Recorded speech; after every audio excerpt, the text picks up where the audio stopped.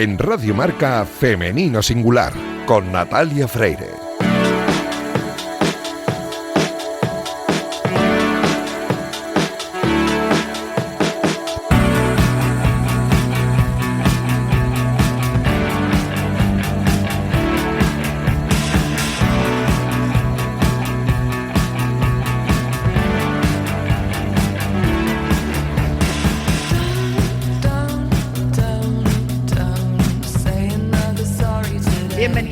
Bienvenidas a este oasis de radio dedicado a la mujer en el deporte. Os invitamos a acompañarnos la próxima media hora en la que hablaremos en Femenino Singular, que es el nombre de este programa que escucháis ahora mismo en la sintonía de Radio Marca. Nuestra intención es dar visibilidad y voz a todas esas mujeres que convierten el deporte en una herramienta de igualdad e inclusión. Deportistas de élite que son referentes para otras mujeres, deportistas populares, anónimas, que no ocupan portadas en los informativos, pero que constituyen un enorme ejemplo e inspiración para toda la sociedad. Y también iniciativas, colectivos y movimientos sociales que contribuyen al avance de la mujer en la sociedad a través del deporte, además de todas esas mujeres que se han empeñado en hacerse un hueco en el periodismo deportivo. Y también hablamos de cuestiones de salud que afecta a la mujer en el deporte y también de esas situaciones en las que el deporte actúa como terapia para mejorar a la mujer.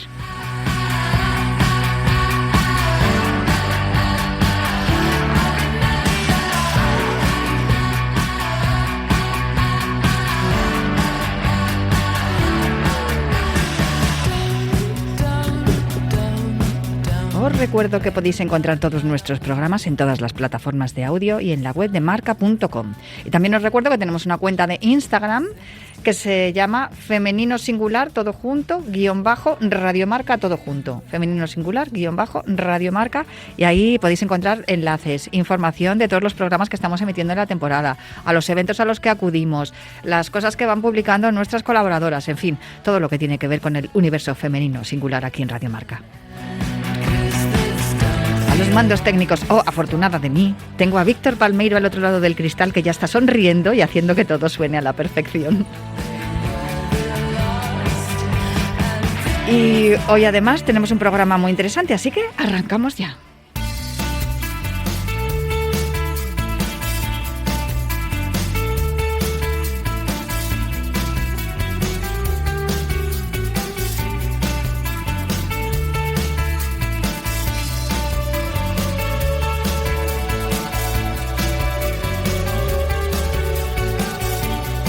Patricia Bernardi, historias de los juegos en Femenino Singular. Pues ya lo habéis escuchado. Está sonando la sintonía de Patricia Bernardi, aunque no es el primer programa de mes, que es cuando solemos tenerla por aquí por el estudio, pero es importante que suene porque, claro, la tenemos hoy aquí en el estudio con nosotros y además con una invitada. Hola, ¿cómo estás, Patricia? Hola, muy buenas. Como digo, no es el primer programa del mes, que es cuando sueles venir tú por aquí, pero es que hoy tienes una invitada muy importante, vamos a decirlo así. Además es que hemos charlado un ratito antes de empezar el programa y yo estoy fascinada. Sí, es una joya. Traemos una joya. Sí. A ver, hay muchas cosas de las que vamos a hablar con ella, no me quiero enrollar, preséntanosla tú, por favor. Bueno, es Elida Alfaro, que es una de las grandes investigadoras en este país, bueno, y en el mundo, sobre mujer y deporte. No vamos a decir todo su currículum porque nos llevaría todo el programa. Sí, claro.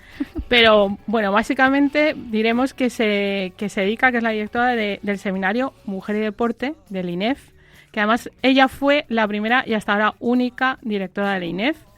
Y este seminario de Mujer y Deporte se dedica a analizar las diferencias de género en el deporte, busca las causas, por qué hay estas desigualdades, establece estrategias para acabar con ellas y además ahora mismo también está metida en temas entre Europa e Iberoamérica para tratar el deporte de la mujer y en esos países. Elida Alfaro, muy buenas, ¿cómo estás? Pues en principio muy agradecida porque me hayáis invitado.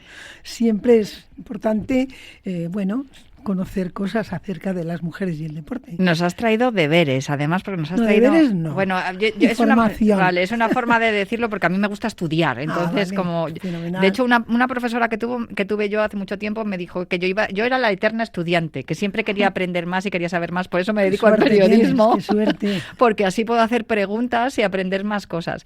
Nos has traído un libro que se llama Hablamos de deporte, en femenino y en masculino. Y yo he podido así ojearlo un poco por encima y hablas de muchas cosas que tienen que ver con esto que nos está comentando Patricia, con esas desigualdades y esas diferencias que ha existido durante toda la historia de la humanidad entre hombres y mujeres, tanto en la sociedad y también en el deporte, que es un reflejo de la sociedad, ¿no? En el día a día. Sí, el deporte no deja de ser un reflejo de la sociedad y como tú bien dices, este librito lo que trata es un poco de establecer algunas indicaciones para que las mujeres deportistas sean nombradas al menos, porque realmente en muchas ocasiones no solo están escondidas, sino que además ni se las nombra. Entonces, sin entrar en una polémica del lenguaje masculino y femenino, porque no nos parece oportuna, y además porque en el ámbito del lenguaje español, castellano, es difícil y es reiterativo, sobre todo al hablar. Entonces, damos algunas pautas para, de alguna manera, intentar reconocer y establecer que las mujeres están ahí y, bueno, pues el resultado es este librito.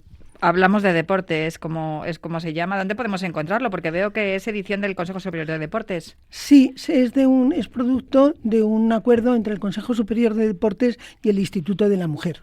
Ajá. El Instituto de la Mujer tiene una colección respecto al lenguaje y consideraron oportuno hacer una referente al deporte, porque entre otras razones nosotros vemos que en el ámbito del deporte, pues tanto las normas como las federaciones, como el lenguaje de las periodistas, siempre está en masculino, como ocurre en otros ámbitos.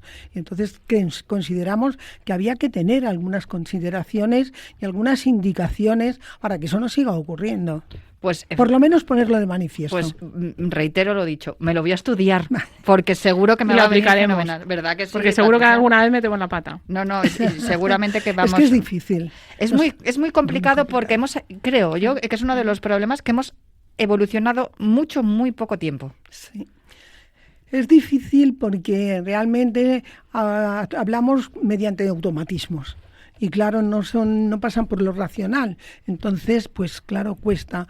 Ahí lo que sugerimos es la posibilidad de utilizar términos neutros, más que estar con el masculino y el femenino. Las palabras epicenas se llaman, ¿no? Sí. Entonces, yo por ejemplo he visto que allí en la facultad, cuando poníamos un cartel invitando a una reunión y lo hacíamos en masculino, no había ningún problema, venían las chicas, pero cuando lo hacíamos en femenino, los chicos no aparecían. Entonces, ahí hay algo que realmente diferencia y establece, bueno, pues un olvido de las mujeres, aunque ellas se hayan incorporado y evidentemente no se apartan, pero no queda reflejado. Eso tenemos que estudiar. Yo intento aplicarlo, lo del lenguaje epiceno, ¿no? Lo de buscar gente, exacto. Buscar... en vez de decir el alumno, pues el alumnado. El alumnado, eso es. Exactamente. Eso es. Ahí está, y ahí sí, no tiene palabras que no tienen o las personas deportistas, sino las deportistas, en fin, términos así. Hay otro libro que nos has traído, pero nos has traído dos, Siempre Adelante, Mujeres Deportistas. Es una exposición. Este le he ojeado y digo, aquí sí que prácticamente las conozco a todas, claro, y podría decir incluso que hasta que las he entrevistado a todas, o a muchas, es una exposición a muchas de fotográfica. ellas, sí, es una maravilla. Una exposición fotográfica que se hizo también con el Instituto de la Mujer, es itinerante, se puede pedir, nosotros la hemos tenido allí en la facultad en 2 o 3 ocasiones, y bueno, pues la verdad que creemos que es un referente en las mujeres. Es una pena que solo sea referente a las deportistas de alta competición, porque existe también muchas deportistas que serían buenos referentes para la población general, aunque ellas también lo sean. Lo último ya que digo, lo que sí que veo es que aquí y esto lo decimos también muchas veces en el programa, es inclusiva esta exposición. Quiero decir, hay deportistas olímpicas y paralímpicas, porque es algo que tratamos de explicar aquí, que no hacemos distinciones. O sea, las deportistas de élite son deportistas independientemente de que estén sean olímpicas o paralímpicas. Y eso me parece fantástico, porque cuando hablamos de feminismo hablamos de igualdad, y por eso la igualdad también tiene que ver mucho con la inclusión, y por eso aquí en este programa no hacemos distinciones en ese sentido, y yo bien orgullosa que estoy de ello. Ahora sí, Patricia, dale. No, quería decir que la gran importancia que han tenido las investigaciones y trabajos de LIDA, que ha llegado a llegar a ser reglamentarios en el gobierno, que lo han establecido y tal, pero el problema es que ya están las bases, ya está la ley, ya están las leyes, ya está la reglamentación, no se desarrollan, pero falta aplicarlas. Sí. Ese gran bueno, problema. yo creo que la legislación es un paso muy importante, evidentemente, porque deja asentadas unas normas que realmente se obliga a cumplir. Lo que pasa es que cambiar una sociedad, las conductas, es muy complicado. Porque la conducta cotidiana, la que hacemos todos, pues, y que en muchas ocasiones también se hace desde las estructuras deportivas, no es racional.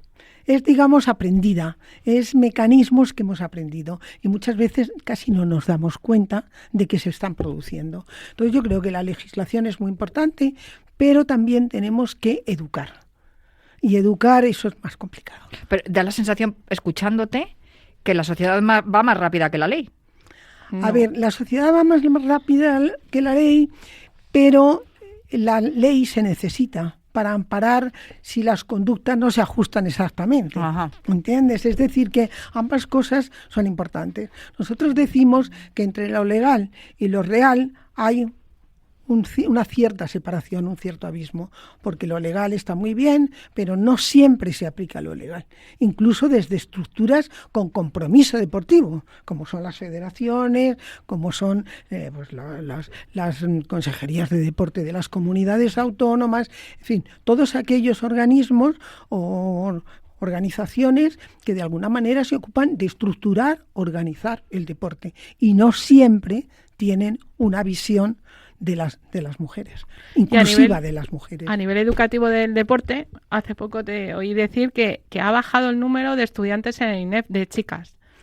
Ha bajado notablemente y actualmente es el centro dentro de la Politécnica, que ya sabéis que de por sí es más bien tendente a todas las carreras, digamos, llamadas STEM, que son las como difíciles para las mujeres, cosa que yo no lo creo, pero bueno. Y nosotros hemos observado que se debe mucho a la que realmente los estereotipos de género siguen manteniéndose en la cultura y en la sociedad. Y desde la escuela y desde los centros escolares yo creo que se hace muy poco. El otro día Patricia asistió conmigo a un encuentro en el que algunas estudiantes de secundaria manifestaron que cuando quieren hacer deportes que tienen, digamos, pues etiqueta masculina, incluso hasta el profesorado de educación física las induce a que hagan otros deportes más femeninos. Eso implica que no se está trabajando para cambiar, digamos, la mentalidad de las personas.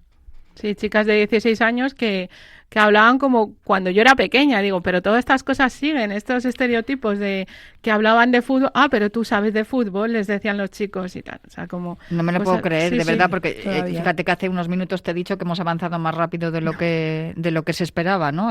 Quiero decir que gracias al deporte, y creo al deporte de alta competición. Sí, al deporte de alta competición, vale. Entonces, vale, ese es un buen matiz. El deporte de alta competición implica un porcentaje de la población muy pequeño. A mí particularmente me importa la población general, porque hay muchísimas mujeres que no se están beneficiando del deporte por cuestiones, como te digo, de estereotipos de género, de estructuras que no se adaptan a sus necesidades, es decir, que modelos que tampoco les atraen. Entonces, todo eso hay que cambiarlo. Y además, una cosa, hay que cambiar la mentalidad desde la escuela. Claro, pero es curioso, fíjate esto que me estás diciendo, porque claro, yo sé que el número de licencias federativas de niñas ha aumentado considerablemente desde que la selección española gana el Mundial. Totalmente. Las licencias federativas de bádminton, que no existían prácticamente en mujeres, desde la irrupción de Carolina Marín, aumentaron. Lo mismo con Mireia Belmonte, por ejemplo, en natación, o Lidia Valentín en halterofilia. Sí, pero abandonan antes que los chicos. Llegan a la adolescencia y abandonan. Abandonan, y el camino que recorren hasta la alta competición es mucho más difícil que el que tienen los chicos.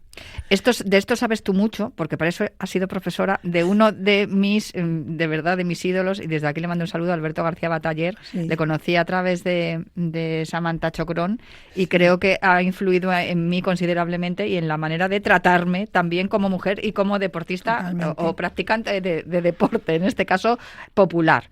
Y es cierto que gracias a vosotros, a todos los doctores en ciencias de la actividad física y el deporte, se ha hecho más hincapié precisamente en ese deporte de élite, en ese deporte de competición, en que el rendimiento de la mujer sea mejor, porque de un tiempo a esta parte, yo podría decir que a lo mejor de los últimos 8 o 10 años, como mucho, se están haciendo investigaciones que buscan cómo potenciar ese rendimiento deportivo de las mujeres dependiendo de su ciclo menstrual y dependiendo de sus características osteopáticas, emocionales, físicas y también de la edad, un montón de cosas. ¿Sabes qué pasa? Que el deporte ha tenido siempre como referente al hombre, y los sistemas de entrenamiento se han aplicado a las mujeres, pero con el modelo del hombre. Uh-huh. Ahora mismo, desde la investigación, entre ellos Alberto García Bataller, está planteando la necesidad de que se tengan en cuenta las consideraciones biológicas que tiene la mujer, que no son las mismas que tienen los hombres,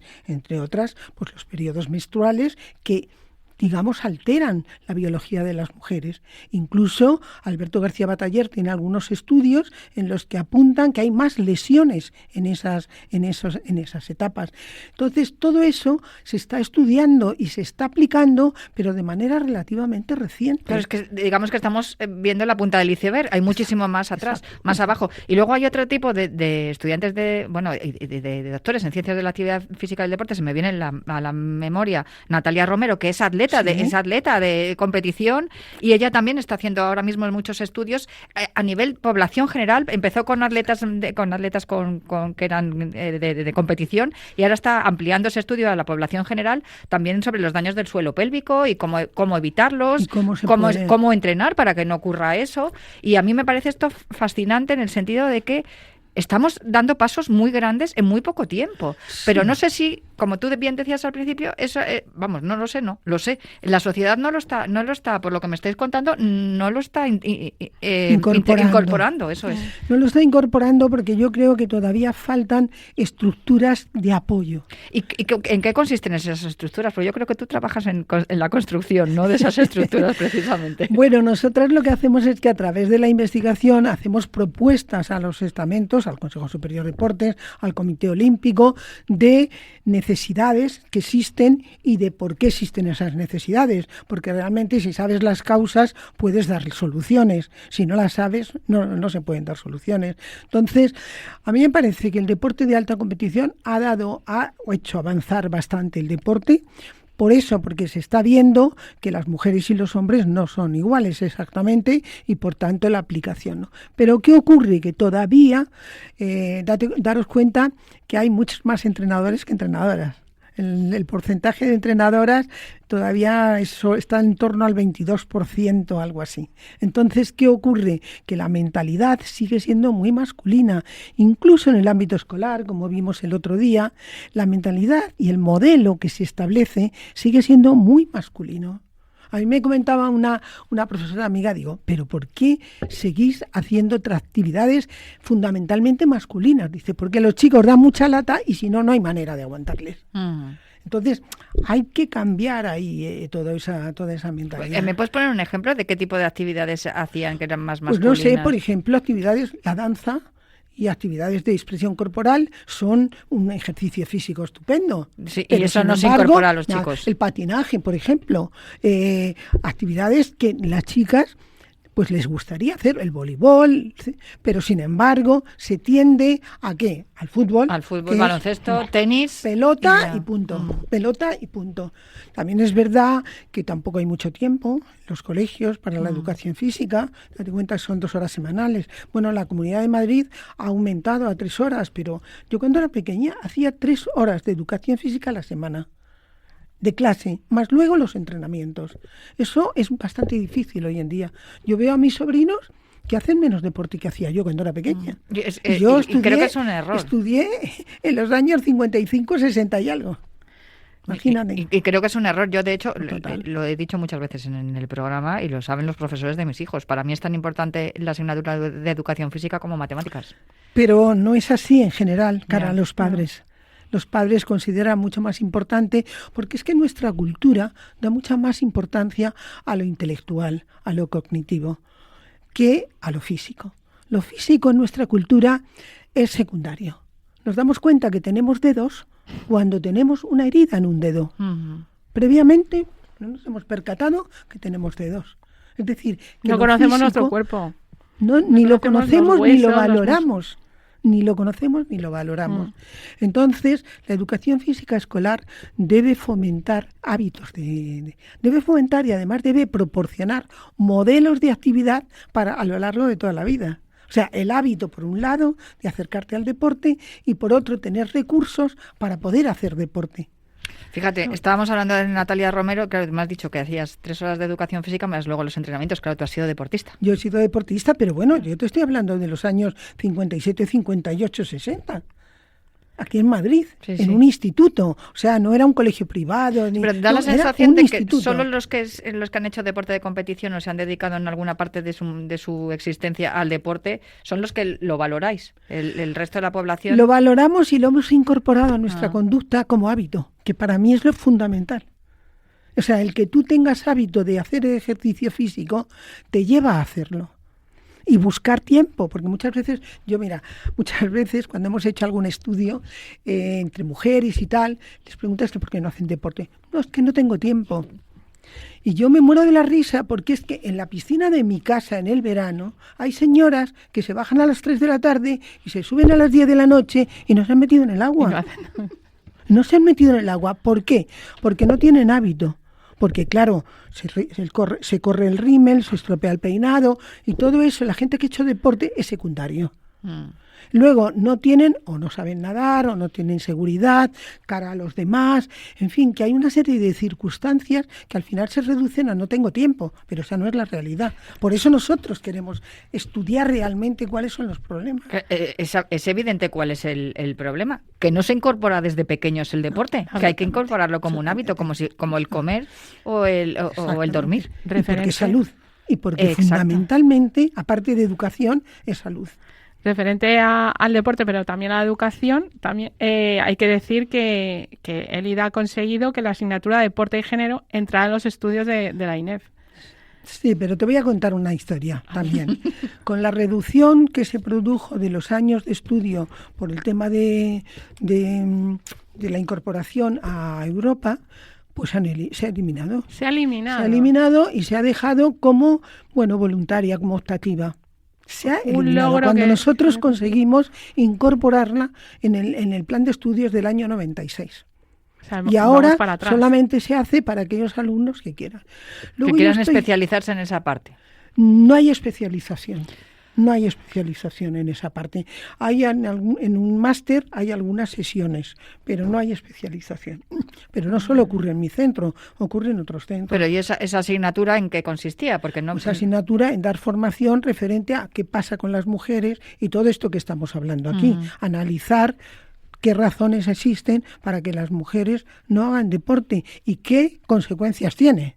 No solo qué razones, sino qué consecuencias tiene. Pues menos mal que hay un montón de gente tipo Alberto García Bataller, Natalia Romero, Ana Lozano y así que están fomentando todo esto, que se sepa, que se estudie, que se cuente, ¿no? Que se están haciendo estos estudios. En el tema de salud se está incorporando bastante el deporte y la actividad física a los programas de cuidado y atención al cáncer. Bueno, y del daño cerebral adquirido. Hace unas semanas hablamos con Sara Peláez y con Marta Pérez, que Sara Peláez y Marta Pérez han sido sido alumnas también he tuyas, sido por alumnas cierto, mías has sido también. alumnas Es que tuyas ya soy muy mayor. de la Fundación Segunda Parte.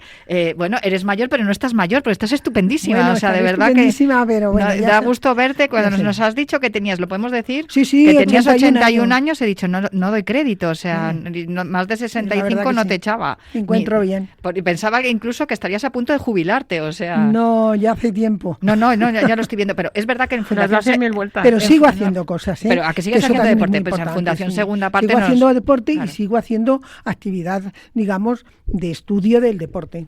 Y además es que en Fundación Segunda Parte nos contaron Marta Pérez y Sara Peláez que es una evidencia científica, la mejora que tienen, sobre todo las mujeres, que son las que acuden a la fundación, porque el rango de población que sufre un ictus, cuando se trata de una mujer, que son las que normalmente cuidan a los enfermos, pues claro, no tienen nadie que las cuide, entonces acuden a la fundación y en la fundación encuentran esa salida a través de la piscina, que dice que la piscina es la reina de Sí, de es que el deporte es en el único deporte que se puede hacer en cualquier edad y no tiene contraindicaciones. Eso sí. el agua, sí, a El no ser que agua. te dé alergia al Bueno, cloro. lo único, si tienes problemas de piel Sí. o si tienes problemas, pero los problemas auditivos hoy en día se salvan Sí, con tapones, con los tapones. específicos. Sí, sí. Entonces es maravilloso. O sea, si estamos viendo y sabemos, gracias a muchas de las deportistas de competición, que a medida que vas cumpliendo años, la prueba la tenemos delante, Patricia, con Élida, a medida que vas cumpliendo años, el deporte es mucho más importante que antes, porque es una fuente de salud y te va a mantener más fuerte,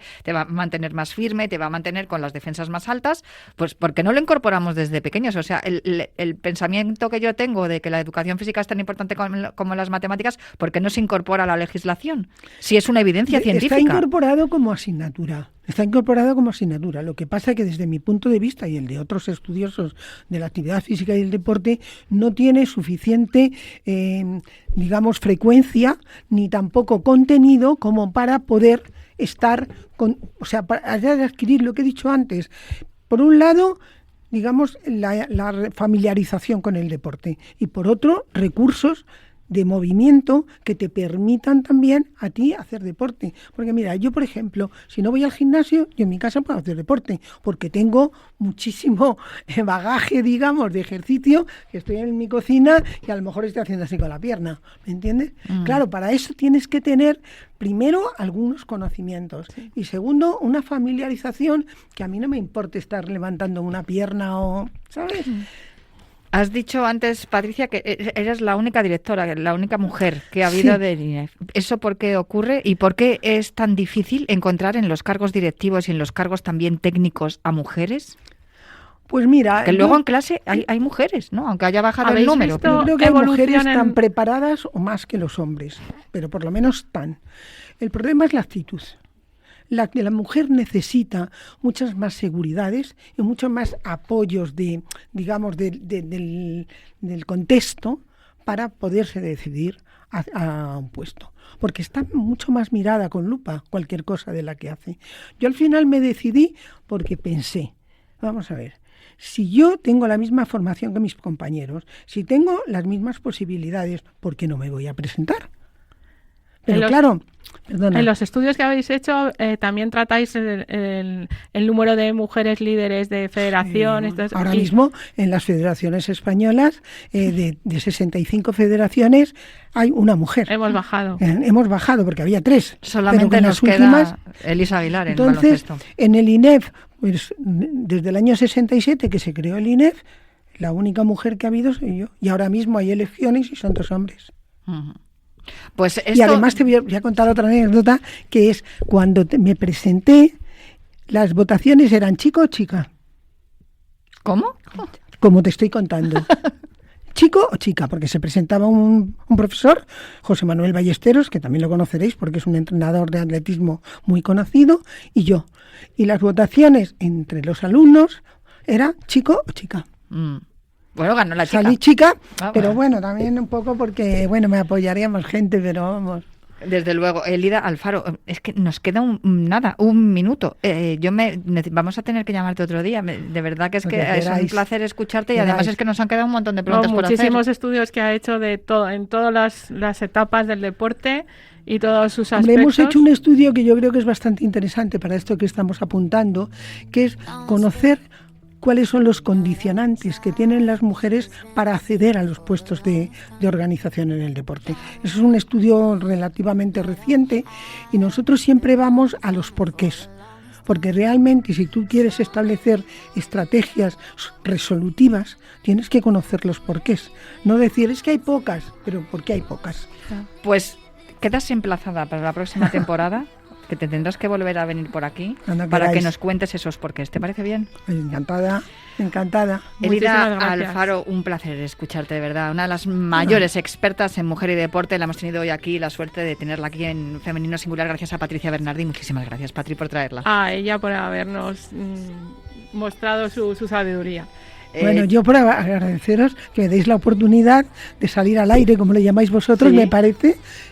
Bueno, y si algunas mujeres escuchan y se lo aplican, pues yo creo que con eso ya hemos cubierto los objetivos de esta al aire y sesión. a la red, porque saldremos también en la web, pero eso será dentro de unos días. Yo me marcho ya y prometo volver la próxima semana con más Femenino Singular aquí en Radio Marca.